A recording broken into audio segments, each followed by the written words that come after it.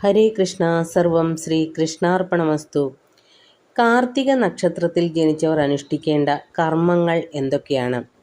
കാർത്തിക നക്ഷത്രത്തിൽ ജനിച്ചവർ സൂര്യദേവനെയും മഹാദേവനെയുമാണ് പൂജിക്കേണ്ടത്.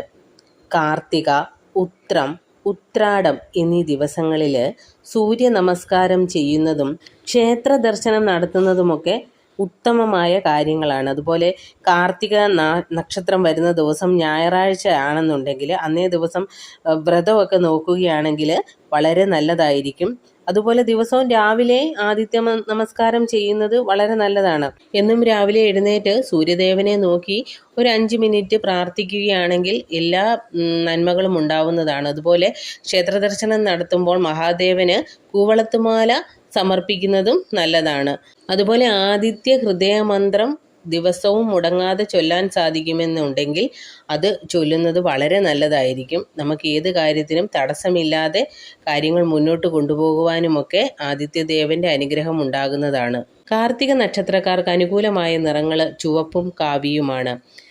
ഹരേ കൃഷ്ണ. സർവം ശ്രീ കൃഷ്ണാർപ്പണമസ്തു.